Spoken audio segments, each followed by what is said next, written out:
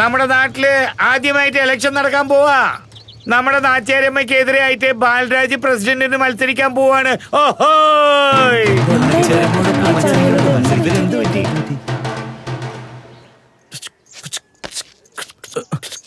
ഈടാ എന്താടോ ലുങ്കി പൊക്കുന്നേ? ഞാൻ അല്ലെങ്കിൽ തന്നെ തലപെരുത്തിരിക്കുക. അപ്പോഴവന്റെ ഒരു ഇന്നലെ സ്പൈഡർമാന്റെ പടം കണ്ടിരുന്നു. അതിൽ അങ്ങനെ ഇങ്ങനെ ആക്കിയപ്പോ വെബ് വന്നു. ഞാനൊന്ന് ട്രൈ ചെയ്തു. അതൊക്കെ സിനിമയിൽ മാത്രമേ സാധ്യമുള്ളൂ, റിയാലിറ്റിയിൽ പറ്റില്ല. നീ ചെയ്തതും സിനിമയിലേ നടക്കൂ. വെല്ലു വിളിച്ചിട്ട് വരാൻ നീ ആരാ? ലാലേട്ടനോ? ഇങ്ങനെ കാലം പൊക്കി എന്നും പറഞ്ഞ് അവരുടെ അടുത്ത് പോയിട്ട് വെല്ലു വിളിച്ച് വന്നിരിക്കുന്നു.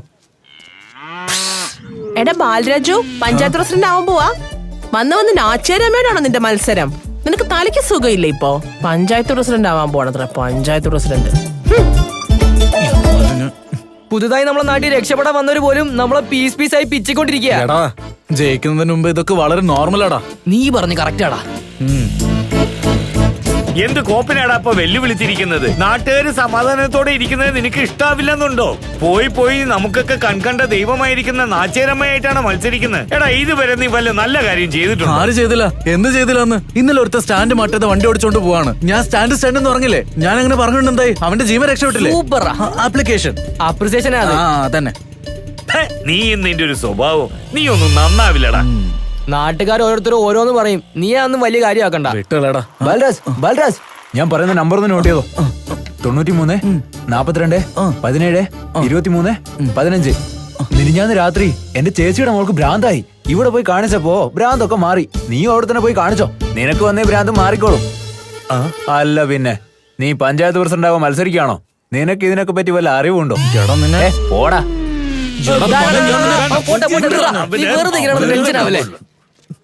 ഒന്ന് മാറി നിക്കടാ, വേറെ പണിയില്ലേ? ഈ നാട്ടുകാർക്കൊക്കെ എന്തൊരു അസൂയ. വലിയ ശല്യായിരിക്കാം. പ്രസിഡന്റ് ആയതിനു ശേഷം കാണിച്ചു കൊടുക്കും. അതെ, വലിയ നേതാവായി എല്ലാരും കൊലക്ക് കൊടുക്കും. എന്താ തുണി ഉണങ്ങുന്നതിന് മുന്നേ എടുത്തു വെക്കുന്നേ? എടാ ബുദ്ധി ഇല്ലാത്തവനെ, തുണി മാത്രല്ല ഉണങ്ങിയത്, ഞങ്ങളുടെ ജീവിതം തന്നെ ഉണങ്ങി കരിഞ്ഞിരിക്കുക. എല്ലാവരുടെയും വെറുപ്പ് സമ്പാദിച്ചു. ഇവിടെ നിന്ന് പോവാൻ നോക്കടാ. അല്ല അമ്മായി, നിങ്ങൾ പോയില്ലേ? നിങ്ങൾ നല്ലവരല്ലേ? എടാ, നിന്റെ മോതിക്ക് ഞാൻ-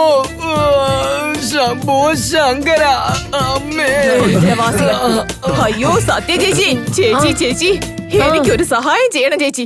എന്റെ ആടിനെയും മാടിനെയും എല്ലാം നിങ്ങൾ എടുത്തോ. എന്നിട്ട് അതിനുള്ള പൈസ തന്നേക്ക്. ദാ ഇവൻ ഒരുത്തനുണ്ടല്ലോ, ഇവൻ നേതാവും ആകില്ല, ജയിക്കാനും പോകുന്നില്ല. ചാവണയിലും മുമ്പ് എന്തെങ്കിലുമൊക്കെ ഉണ്ടാക്കി വെക്കണം.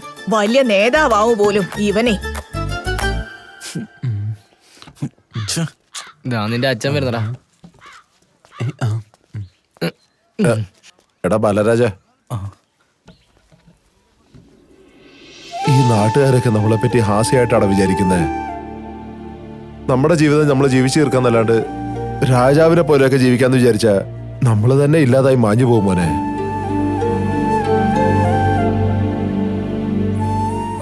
എനിക്കെന്തോ ഇതൊക്കെ ശരിയായിട്ട് തോന്നുന്നില്ല. അച്ഛാ, പറ മോനെ.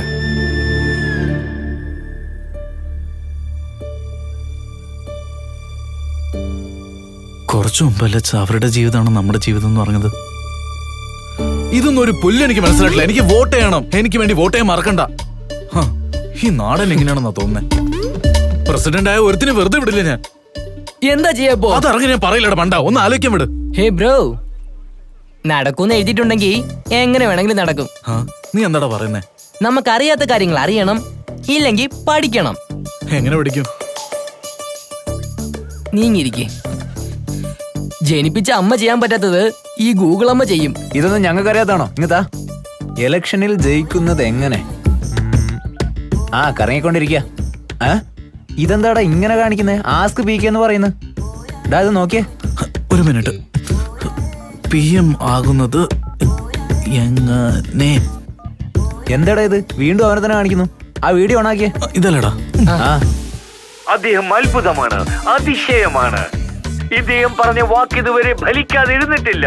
ഒരുപാട് പേരെ വാർഡ് മെമ്പറിൽ നിന്നും ഗ്രാമത്തലവനായും തലവന്മാരെ MLA-മാരാക്കിയും പിന്നെ MLA, MP, CM, PM എന്ന് പോലും ഇദ്ദേഹത്തിന്റെ ഐഡിയയിലൂടെ ആയവരാണവർ. ഇതൊന്നും അതിശയോക്തി അല്ല. ഓ എന്റെ അമ്മോ, ഈ ലോകത്തുള്ള ഒരുപാട് CM-ഉം പ്രസിഡന്റ്സും ഒക്കെ ഇദ്ദേഹം പറഞ്ഞു കേട്ടാടാ വലിയ നിലയിലായത്. താഴെ ഫോൺ നമ്പർ ഉണ്ടോ? ഫോൺ ചെയ്തേ. ഇതാണോടാ?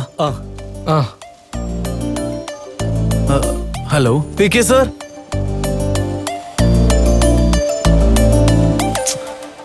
എടാ PK വരുന്നു പറഞ്ഞില്ലേ, എന്തായാലും വരുവോ?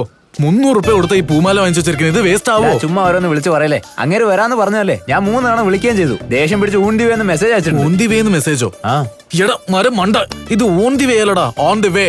അതിനെ നിന്നെ അപ്പോഴേ പഠിക്കാൻ പറഞ്ഞു, വെറുതെ പഠിക്കാതെ.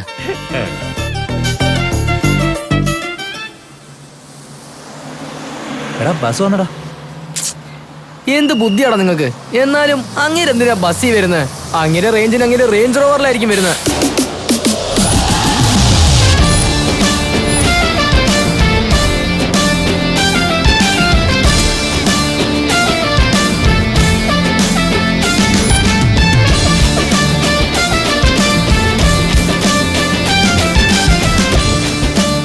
കയ്യറാ. ലക്ഷ്മി ദേവി എന്ന കഥവ് തട്ടിയാലും കണ്ടുപിടിക്കാൻ അറിയാത്ത കഴുതകള്. സാർ നിങ്ങളോ? ഗെറ്റപ്പ് സൂപ്പർ ആണല്ലോ സാർ. എന്താ സാറേ നിങ്ങൾ ബസ്സിൽ വന്നേ? ജനങ്ങളെ പറ്റി അറിയണമെങ്കിൽ അവരുടെ ഇടയിലേക്ക് ഇറങ്ങി പോണം. എന്ത് പറയുന്നു ബാലരാജേ? സാറേ, സാറിന് ഇങ്ങനെ എന്റെ പേര് അറിയുന്നേ? മണ്ടന്മാരെ കണ്ടാ എനിക്കറിയില്ലേ? ഞാൻ പറഞ്ഞത് നിങ്ങളെയാ. ഫീലായോ? വളരെ ലൈറ്റ് ആയിട്ടൊന്ന് വേദന. അതുകൊണ്ടാ നിങ്ങളെ മണ്ടന്മാരെന്ന് പറഞ്ഞേ. പക്ഷെ ബാലരാജ് അങ്ങനല്ല. അവൻ ഇഷ്ടപ്പെട്ട പെണ്ണിന് വേണ്ടി ആ പെണ്ണിന്റെ അമ്മയെ എതിർത്ത് നാട്ടുകാരെല്ലാം ഒരു സൈഡിൽ നിൽക്കുമ്പോ ഇവൻ അവരെ എതിർത്ത് തനിച്ച് നിൽക്കുക. അതാണ് ബാലരാജ്. ബാലരാജ്, നീയാണ് ശരിക്കുള്ള ജെന്റിൽമാൻ. സാറ്, സാറിന് എങ്ങനെ എന്നെ കുറിച്ച് അറിയാം? നമ്മുടെ നാട്ടിലെ ജനത്തുക 6800 ആണ്. അതിൽ വോട്ടിടാൻ കഴിയുന്ന 5350 പേർക്കാണ്. ഇതുവരെ ഈ നാട്ടിൽ ഇലക്ഷൻ നടന്നിട്ടില്ല. 20 വർഷമായിട്ട് ഇന്ദ്രാണി നാച്ചിയാരെ ഇവിടുത്തെ പ്രസിഡന്റ് ആയിരിക്കുന്നത്. അവർ ഈ നാട്ടിന് തന്നെ ഐശ്വര്യ. പക്ഷെ നീ ഇവിടുത്തെ സാത്താന. അവരെ എതിർത്ത് നീ ജയിക്കുന്നവിടെ ഇമ്പോസിബിൾ ആയത് കാരണം ഞാൻ ഇവിടെ വന്നിരിക്കുന്നത് അത് പോസിബിൾ ആക്കാൻ. ഇത്രയും വലിയ ലെങ്തി ആയിട്ട് ഡയലോഗ് കഴിഞ്ഞാൽ എല്ലാരും എനിക്ക് കൈ തട്ടും, നിനക്ക് പിന്നെ വോട്ടിട്ട് തരും. അത്രയല്ലേ? സാർ, ചെറുപ്പം തൊട്ട് ഈ നാട്ടിൽ തന്നെ ഉണ്ടായി ഞാൻ ഇങ്ങനെ ആയിപ്പോയതാ. സാറിനെ കണ്ടതിന് ശേഷം ഇപ്പൊ ഒരു ധൈര്യം വന്നത്. എന്നെ എങ്ങനെയെങ്കിലും പ്രസിഡന്റ് ആക്ക് സാർ. എടാ, രാഷ്ട്രീയക്കാരനാവാൻ വേണ്ടിയേ കുറച്ച് സ്പെഷ്യൽ ടാലൻസ് ഒക്കെ വേണം. അതാദ്യം നിന്റെ കയ്യിലുണ്ടോന്ന് ഞാനൊന്ന് ചെക്ക് ചെയ്യട്ടെ. നിനക്ക് വെള്ളം അടിക്കുന്ന പരിപാടി ഉണ്ടോ? ആ ഉണ്ട്. ഇല്ല സാർ. സബാഷ്, ഈ ഒരു കാര്യം മതി നീ ഒരു വലിയ രാഷ്ട്രീയക്കാരനാവാൻ. അങ്ങനെയാണോ സാർ? നുണ പറഞ്ഞ രാഷ്ട്രീയക്കാരനാവാൻ പറ്റുമോ? അങ്ങനെയാണ് ഇവനേക്കാളധികം ഞാനാ നുണ പറയാ. അതെയാ?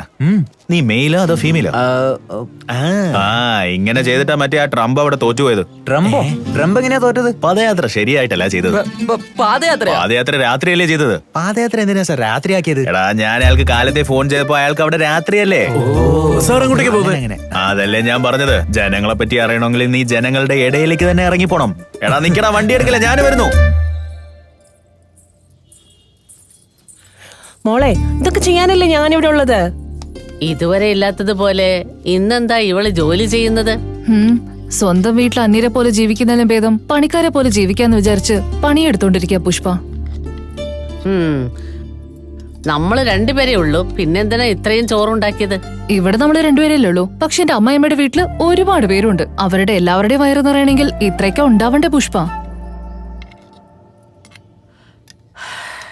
അത് മാത്രമല്ല, എന്റെ ഭർത്താവ് പഞ്ചായത്ത് വോട്ടിന് വേണ്ടി കറങ്ങി കറങ്ങി ഒരു വഴിയായിരിക്കും. പാവം. ഈ അമ്മയുടെ മോളുടെ പ്രശ്നത്തിനിടയ്ക്ക് ഞാനാണല്ലോ കഷ്ടപ്പെടുന്ന. ദൈവമേ, ഒരാള് വാക്ക് കൊടുത്തു എന്ന് പറയുന്നു, ഒരാള് സ്നേഹം പ്രേമം എന്ന് പറയുന്നു. ഓ, പകലില് ഭക്ഷണം കഴിക്കുന്നത് നല്ലതാ, പക്ഷെ പകൽ സ്വപ്നം ഫലിക്കില്ല. ആവശ്യമില്ലാത്തത് ചിന്തിച്ചുകൊണ്ടിരിക്കാതെ ഇതൊക്കെ എടുത്തു വെച്ചിട്ട് പോയി കിടന്നുറങ്ങാൻ നോക്ക്. പോ. ആ ശരിയാ മോളെ, നാച്ചേരമ്മ പറഞ്ഞ പോലെ ചെയ്യാം.